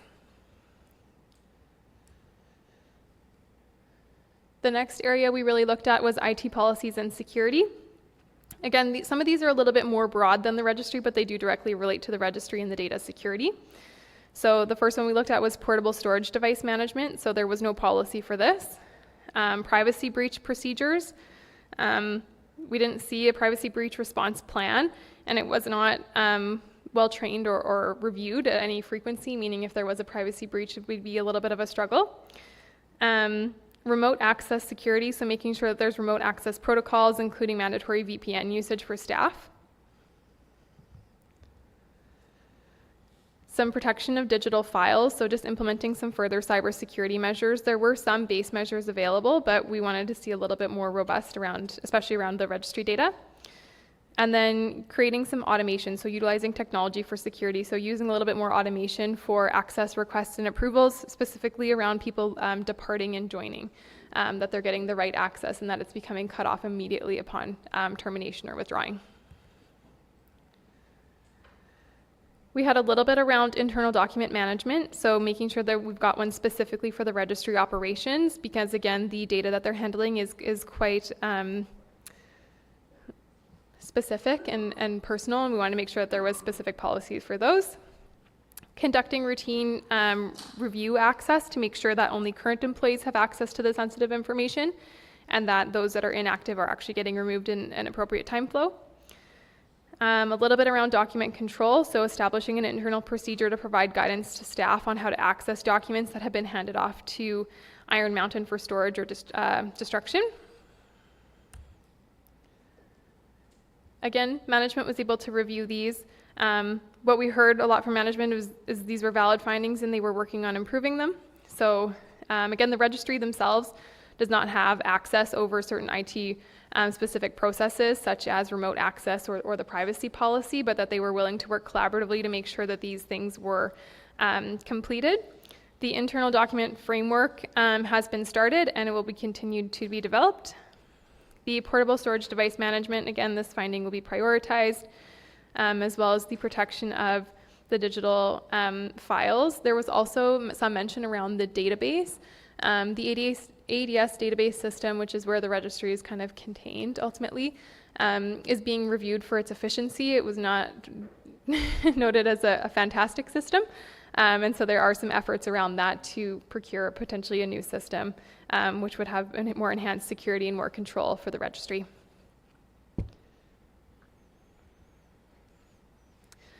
Around the regular user access reviews, M&S noted that they were working on actively implementing regular audits of the database to make sure that that list becomes current and stays current.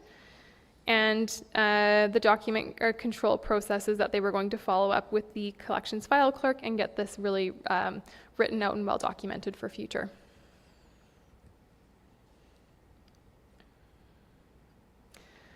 Some other things to note, the conflict of interest policy strengthening. So the intent here is to make sure that it is clearly explicit and that the handoff where your conflict of interest may or may not be is well defined. And that there is training on this as well.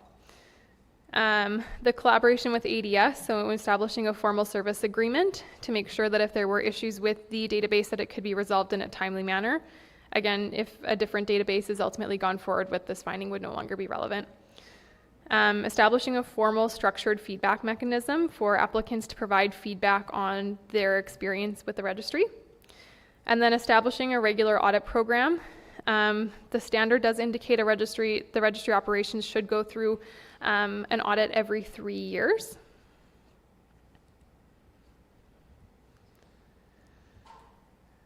The privacy policy document needs to be finalized and made accessible to the customers or the citizens of M&S. So this one needs to be completed. The privacy policy training, so again, ensuring that there's good awareness and compliance within the staff.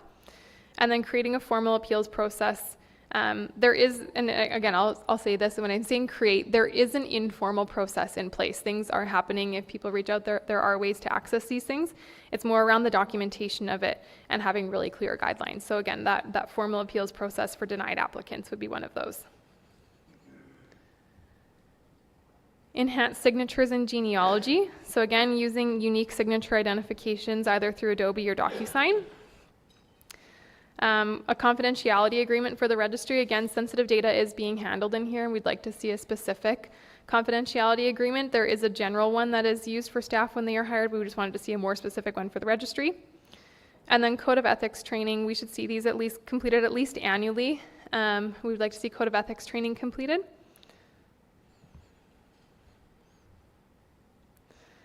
We've noted here, similar to our other database comments, exploring the possibility and the cost-benefit analysis of implementing technology enhancements for the database, so either upgrading that or doing custom design work to further enhance its operational efficiency. Routine reviews from the registrar, so ensuring that there's a robust monitoring and auditing system, again, creating just more of a formal process and making sure that the reviews that are happening on a regular frequency at a regular cadence, or establishing a different method altogether. And then a comprehensive review and update of policies. Again, this is pretty standard. We'd like to see policies reviewed typically annually for the big ones, your code of ethics and whatnot, and then we like to see some sort of other established frequency and cadence around operational policies and practices to ensure they're still current for the organization. And again, the other one we flagged was around application processing times.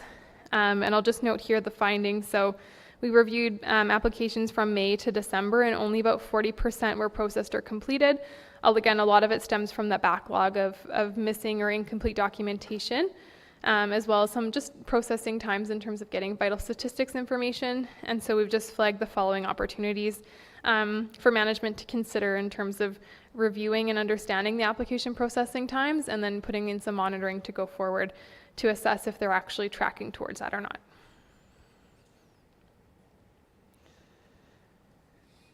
Again, we had management's responses here. So the formal appeals process, they are working on this. They do have a process in place. It's noted here. They've been utilizing a third party if needed. But again, just getting a more formal process underway. They're working on the registry-specific internal privacy training tailored for that department. They're working on implementing a formal feedback mechanism by sending out automated surveys to citizens when they receive their cards. And there is an informal conflict of interest policy. And again, this will just be more of a formalization exercise. Management is committed to conduct the internal audit once per year. So again, doing their own risk assessment, making sure they're following up on these findings, and then that formal external audit once every 3 years as required. They're undertaking collaboration with ADS around the database, and they're in the process of creating a registry-specific confidentiality agreement for the department. They are reviewing the registry policy annually and identifying policies and procedures that would benefit from an increased or decreased frequency. They are currently exploring technology enhancements for application processing, and they've expressed their interest in pursuing and implementing a quality assurance process to ensure application processing times remain low. They do have an established baseline now as a result of this work that they can work towards and monitor on a go-forward basis. That covers the front half of the report. The details I think that are most pertinent to you folks. The appendices cover the roles and responsibilities of the key staff and the methodologies that we used as part of our assessment. So I think for the sake of interest and time, I'll pause here and I guess ask if there are any questions that I can answer and as it relates to the scope of the report. Thank you, Cassidy. You kept it very concise as we asked. The presentation will be made available to our PMC members, correct? Absolutely. And then it'll also be made available to the MNLA, because this same presentation will have more time available at the MNLA, according to what I saw on the agenda.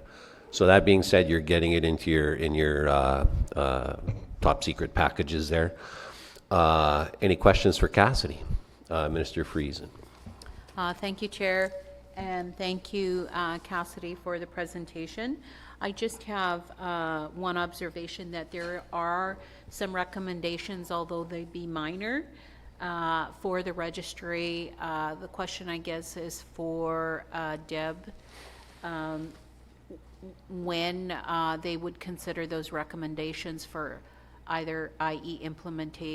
implementation of a policy or reviewing existing policy with regards to what was emphasized here in this presentation? And when are you considering those minor changes? That's all I have. Thanks, Chair. Thanks. Yeah, we are currently working on them, and we want to work with Dorothy's team on getting the policies out and make sure that Hillary, too, is working with us when it comes to developing anything, when it comes to privacy and ethics. We are getting training on ethics in September. All the staff will be trained. Excellent. Thank you, Minister, for your question. I'll also just add, I've added up here on the screen just around those risk categories. So anything in red was about 60 days. Anything greater than that was 3 months up to a year, and anything in green, of course, is 2 years, less time sensitive, but more of an opportunity for overall improvement. Excellent report. Any other questions, Minister Morasti? I'd just like to know if you, so registry is based out of Saskatoon. Our regions don't have registry. NR3 did at one time, which I represent. For whatever reasons, that was taken away. We don't need to go into those details, but that happened, and we've been without since. And to my knowledge, 17 Northwest communities do not have access to registry in person or within arm's reach, and we cover the top northern half of the province. What is your take on that, the way we deliver our registry or make it available to, especially northern residents that don't always understand technology or how to access internet and so on and so forth? Yeah, thank you for your question, Minister. We did look around accessibility as part of our scope, so I can just comment on accessibility. So there were multiple ways that folks could submit an application, and as you noted, technology may be challenging, but there were online ways, as well as there are pop-ups that happen as well quite frequently. And to our knowledge, I believe Back to Batoche also has applications. So in terms of accessibility, we felt there was a fair amount of accessibility at the given time. I don't want to comment further than that. I want to keep it to the scope of the report, so I'll end there. In terms of accessibility for those that struggle with technology, I would encourage you to maybe identify those communities and encourage pop-ups with the registry staff. Go ahead. Okay, I'd like to suggest to our registry that we come up with a plan to be more visible in northern Saskatchewan, in all 4 regions from Eastern Region 1 and our 1, 2, and 3, that we start developing a plan that gives us access to high schools and so on, and our elders at home, because through the campaign and present day, we have so many citizens in limbo as to where they sit and how they register and with who. The response is poor from our office to them, correspondence-wise. We need to fix that, and I know we are, again, growing pains, adjusting, adapting, but I'd like to see a strategy to get access or get more people registered in northern Saskatchewan. Just recently, we had a surge of people take status due to cows and plows, whether they wanted to admit that or not. A lot of it was for that reason. And we need to protect that in the north, and we have so many Métis citizens that we need to go to and get registered versus wait for them to come to us, is what I'd like to see, especially our high school students. So thank you. Thank you, Minister. Any other questions for Cassidy? Minister Fullerton, then Secretary Hansen. You seem to miss me all the time. You got to look right at me and give me the wave. She had my eye first. I No have a hard- offense. Thank you very much for the presentation, and this is more just a clarity question. So this external audit was done solely by KPMG, and then yeah, the recommendations are now set forth, and the broader or the more in-depth report will come to the MNLA. Is that my understanding, or is this everything? So yes, the audit was solely completed by KPMG, and this is everything. This is the in-depth report, just the back half we haven't covered in any detail today, which covers the detailed methodology. Perfect, okay, thank you. Secretary Hansen. Thank you. I just want to echo Minister Morasti's comments in regards to the concerns with our citizens and them getting their card. They do have a lot of struggles that we think that are small but are huge. So if we can please look at fixing those issues, I would really appreciate that, and I'm sure our citizens would too. I'm sure it's not only in the north, but wherever it can be fixed, let's hopefully look at all of the gaps. I do have a couple questions. I want to thank you for all your hard work, first of all, and your great report. My first question is, what was the process to recruit the auditor for the registry? That's question number one.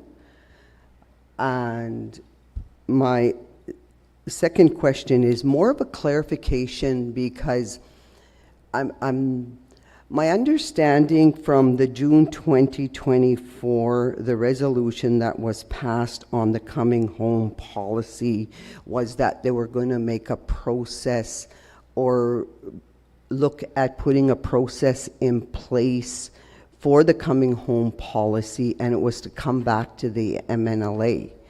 Now what I'm hearing is there's 18 individuals that have joined in, which is great. However, I need clarification. Did this ever come back to the MNLA to be passed?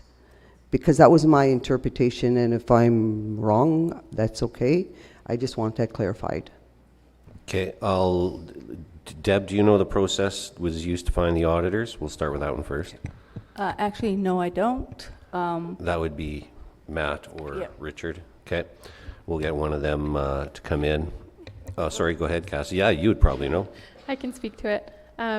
KPMG is an ongoing working relationship with M&S, so we've completed other pieces of work, and so we were asked to take a review and see if this was something we could complete. Our risk team agreed that it was something we could complete, and so we moved forward with that.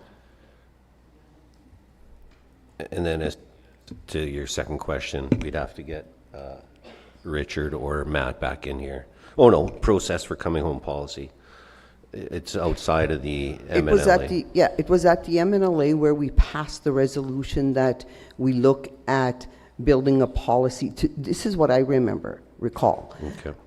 That we were going to get, I believe it was the staff, Richard, to look at a process for the coming home policy, and it was to come back to the MNLA to be reviewed. Okay. Now I'm hearing that so I'm wondering, did that ever happen? Because if it didn't, then we already have people that are coming home, and we haven't passed that policy at the MNLA. So, Okay, Minister Friesen. Thank you, Chair. I actually have a different recollection of that conversation at the MNLA. It wasn't to implement a policy. It was to define the process, because there is no coming home policy. It is an application process that, as now indicated, there's no difference between our registry application. You just identify where you're from, where you live, and then if you're out of province, you do not have access to certain benefits that citizens of Saskatchewan have access to. That's my understanding, and Deb can confer that or respond to that, please. Thanks. Okay, or that's KPMG. my understanding as yeah. well. We'll ask Deb. Yep. Yes, you are correct. Yeah, that's how it was supposed to be, it wasn't a policy, it was a resolution that came, and yeah, that's what we did. We just followed the resolution. so can we pull up the resolution just to review it? I would really appreciate that. Just so for my own clarification. It would be, do we remember when it was? The 2024? It was coming home anyway, resolution. June. It was in June, I believe, Okay. or the end of May. It was just before the, I think it was to call for a review. Yeah. Yeah. Spring MNLA. it was before the June. Okay. And then are there any other questions for, oh, sorry, go ahead, Minister, while we're digging up that. Thank you, Chair. I would like Richard to just reiterate what Deb has already said about there is no coming home policy. It's not a policy. It was a process that was to be reviewed. The application process, KPMG has now done their review. They've done the report here. So that action item has been resolved. Done. It's fulfilled. Yep. Was it a resolution? And if it is, can we just see it to clarify that? Yep, Thank you. absolutely. See them in there digging it up. Any other questions for Cassidy while we're just waiting for that information there? Okay. For the sake of time and expediency, we got to get into in camera here right away. So since there's no more questions, then we'll get that information up. I'd like to thank Cassidy for the very concise, great report. It will be in your MNLA binders. Oh, sorry, we have it. There it is right there. Question is, should this resolution, be accepted by resolution? The presentation? The presentation? Correct. Probably, hey? Okay, so we'll just, Minister Friesen will move to, I so move to accept the review from KPMG. seconder, Minister Morasti. I so second. Thank you very much. We've had our conversation. Can we vote on this before we look at that resolution? All in favor of accepting this report?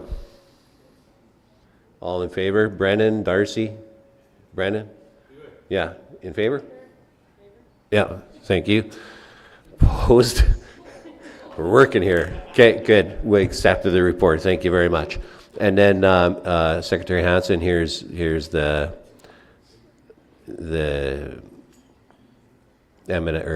resolution from before.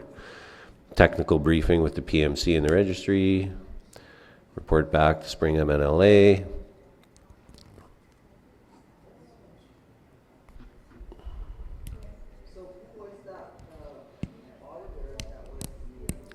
That's them, KPMG. Okay. Excellent. Okay, thank you, Cassidy. We'll excuse you now, and if I could get a motion to go in camera. So, Mr. Hansen, Leonard seconds. All in favor? Okay, we'll move in camera. Thank you very much. So with that, we'll have to ask all the